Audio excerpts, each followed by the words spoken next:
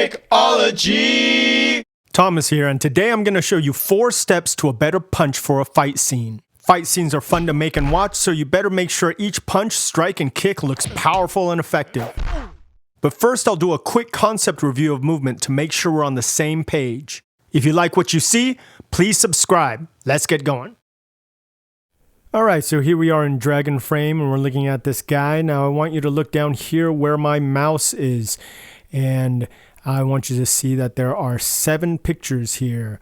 And this yellow line here is just everything's repeating. But there are 1, 2, 3, 4, 5, 6, 7 pictures right here. And if I play them, you'll see what he does. See, that's it. That's all he's doing. Just raising his arms. But what's missing here is, well, let's say you want him to go, yay, yay, and that's not really, yay, that's not really doing anything. And what's missing here is some dynamics with his movement.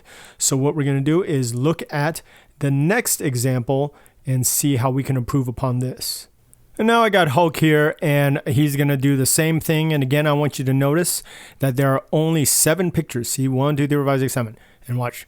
Whoop, here he goes. Now he goes, yay! All right. Yay! That looks a lot better than the first one. But if we break this down step by step, look at that movement right there. From his hip all the way to his shoulders. That's a huge jump right there. So it's okay to skip such a huge distance to get the effect that you want. So let's play it again. Yay! See? It still looks really smooth, even though I made a huge jump right there. All right, now let's go on to the punches. And the same thing goes for a punch. Here we are. If you look down where my mouse is, I'm going to extend this out, but all I have are 17 shots, 17 frames. And each of these examples only uses 17 pictures. And here we are. Hulk's going to beat this guy here. Let's take a look. All right, so there's the punch. And it works. It totally works. But what's missing is it just doesn't look like it's a very powerful punch. It looks like Hulk is pushing this guy over and he's just doing an exaggerated flop right there. I mean, Hulk, if you watch, he does a little wind up and he comes across and punches the guy, but it just more looks like he's pushing him, if you know what I mean. It doesn't make sense that the guy flies that far back. And here are those shots again. Hope you get the idea of what I'm saying. It's good. It totally works. Just not as powerful as you would think it would be.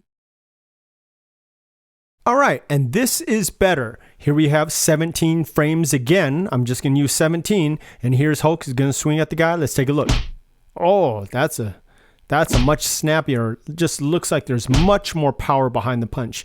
It makes sense that the guy flies all the way back, doesn't it? Look at that. I mean, he goes all the way back.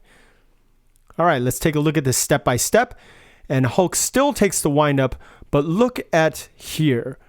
From here, hands at the waist, all the way up to the face. And that's, again, like the example before of him raising the hand. That's a huge distance to cross, but it gives the punch that snap. And even from here to here, there's a big, big distance between here and that shot.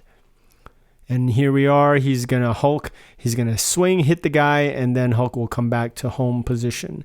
But I just want you to notice how big of a gap that was from the waist to the shoulder again. Look at that. Let's take a look at it one more time. Look at that. That's a big punch. Oh, yeah. And here we are in this example. This is even better. All I did in this step was add a little bit of camera movement, and you'll see how big of a difference it makes. Look at that.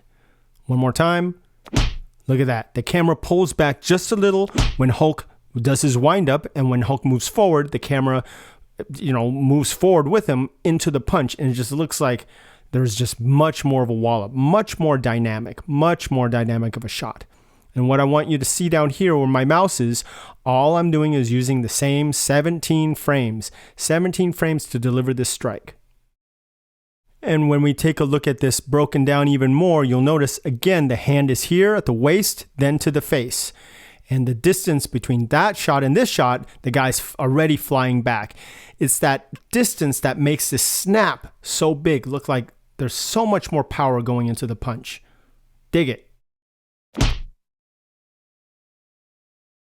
And in this last step, this is the super cool one.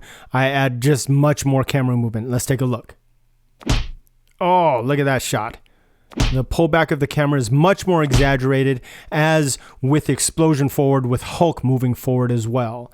And I'm using the same 17 frames, and just look, it just makes much more sense that the guy flies all the way back past the base plate. Now let's take a look at this step by step.